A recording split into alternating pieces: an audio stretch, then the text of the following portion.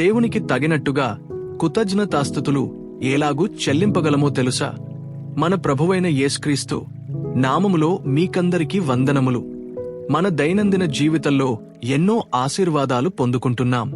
అయితే అపొస్తలుడైన పౌలు మొదటి తెస్సలోనికేలకు వ్రాసిన పత్రిక 3వ అధ్యాయము 10వ వచనములో తెస్సలోనికేలకు రాస్తూ ఒక గొప్ప ప్రశ్న అడుగుతాడు.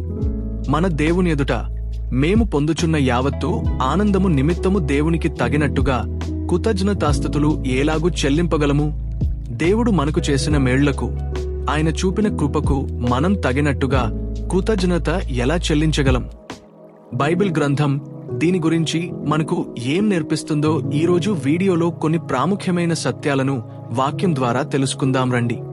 కృతజ్ఞత స్తుతులు ఎప్పుడు, ఎలా చెల్లించాలి? దేవునికి కృతజ్ఞతలు చెప్పడం అనేది ఏదో ఒకరోజు చేసేది కాదు. అది మన జీవిత విధానం కావాలి. వాక్యం ఏం చెబుతుందంటే, 1 ప్రతి విషయమునందును. మొదటి తెస్సలోనికేలకు వ్రాసిన పత్రిక 5వ అధ్యాయము 18వ వచనములో ప్రతి విషయమునందును కృతజ్ఞతాస్తుతులు చెల్లించుడి. ఇలాగు చేయుట యేసుక్రీస్తునందు మీ విషయములో దేవుని చిత్తము. అవును, శ్రమలేనా, సంతోషాలైనా ప్రతి పరిస్థితిలో దేవునికి స్తుతులు చెల్లించడమే దేవుని చిత్తం. 2 మాట చేత, క్రియ చేత. కొలస్సీలకు వ్రాసిన పత్రిక 3వ అధ్యాయము 17వ వచనము, మాట చేతగాని క్రియ చేతగాని మీరేమి చేసినను ప్రభువైన యేసు ద్వారా తండ్రి అయిన దేవునికి కృతజ్ఞతాస్తుతులు చెల్లించాలి. మన మాటలు, మన పనులు దేవునికి మహిమ తెచ్చేవిగా ఉండాలి. 3 యేసు క్రీస్తు ద్వారా, మన స్వనీతి ద్వారా కాదుగాని యేసు క్రీస్తు ద్వారానే తండ్రికి స్తుతులు అర్పించాలి అని రోమీలకు వ్రాసిన పత్రిక 7వ అధ్యాయము 25వ వచనములో చెప్పబడింది. దేని కొరకు కృతజ్ఞతాస్తుతులు చెల్లించాలి? అపొస్తలుడైన పౌలు తన పత్రికలలో సంఘాల కొరకు ప్రార్థిస్తూ ఎల్లప్పుడూ కృతజ్ఞతలు చెప్పేవాడు. మనం వేటి కొరకు కృతజ్ఞులమే ఉండాలో తెలుసా? 1 సహోదరుల విశ్వాసం, ప్రేమను బట్టి. 2వ తెస్సలోనికేలకు వ్రాసిన పత్రికవ అధ్యాయము 3వ వచనములో చెప్పబడినట్టు, తోటి విశ్వాసుల విశ్వాసం అభివృద్ధి పొందుతున్నప్పుడు, వారి ప్రేమ విస్తరిస్తున్నప్పుడు మనం దేవునికి కృతజ్ఞులమే ఉండాలి. 2 దేవుని వాక్యాన్ని బట్టి.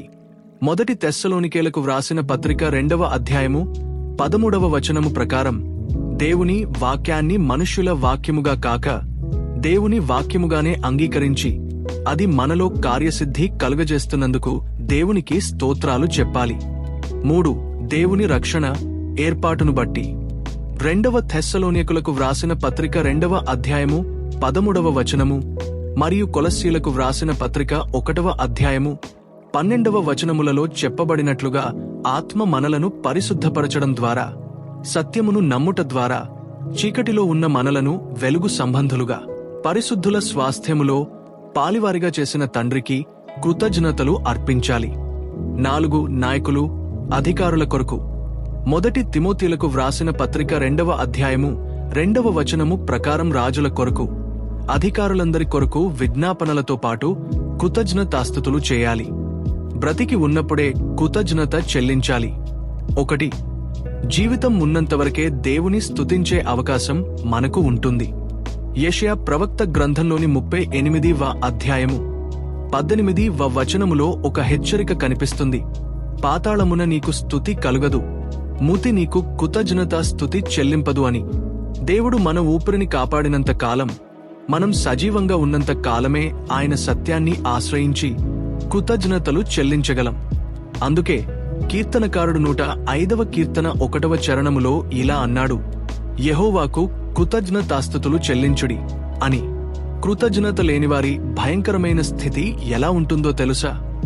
అంత్యదినములలో మనుషులు ఎలా ఉంటారో అపొస్తలుడైన పౌలు 2వ తిమోతికి వ్రాసిన పత్రిక 3వ అధ్యాయము 2వ వచనము నుండి 5వ వచనములో చాలా స్పష్టంగా హెచ్చరించాడు. ఎలా అంటే, స్వార్థ ప్రియులు, ధనాపేక్షులు, బింకములాడువారు, అహంకారులు మరియు కృతజ్ఞత లేనివారు అపవిత్రులుగా ఉంటారు అని. పైకి భక్తిగల వారివలె ఉండి దాని శక్తిని ఆశ్రయించని ఇలాంటి వారి విషయంలో వాక్యం మనల్ని హెచ్చరిస్తోంది. ఇట్టివారికి విముఖుడవై యుండుము.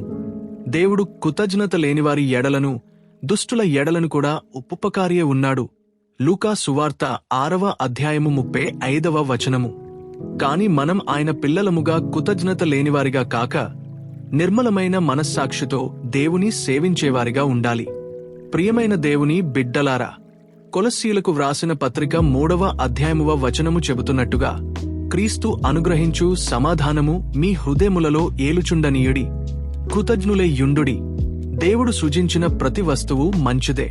కృతజ్ఞతాస్తుతులు చెల్లించి పుచ్చుకునిన ఎడల ఏదియు నిషేధింపతగనది కాదు అని తిమోతికి వ్రాసిన మొదటి పత్రిక 4వ అధ్యాయము 4వ వచనములో అపోస్తలుడైన పౌలు చెప్పాడు.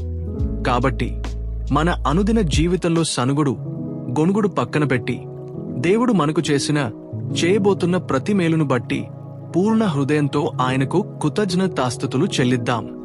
దేవునికి తగినట్టుగా జీవిస్తూ ఆయన నామాన్ని మహిమపరుద్దాం. రండి ప్రార్థన చేసుకుందామా. మమ్మల్ని మిక్కిలిగా ప్రేమిస్తున్న మా పరలోకపు తండ్రి, మీ వాక్యం ద్వారా మాతో మాట్లాడినందుకు స్తోత్రములు. ప్రతి విషయమందును కృతజ్ఞతాస్తుతులు చెల్లించే హృదయాన్ని మాకు దయచేయండి. అంత్యదినాల్లో ఉండే కృతజ్ఞత లేని స్వభావం మాలో లేకుండా ఎల్లప్పుడూ మిమ్మల్ని స్తుతించే భాగ్యాన్ని ప్రసాదించండి. యేసు నామములో వేడుకుంటున్నాము తండ్రి. ఆమేన్.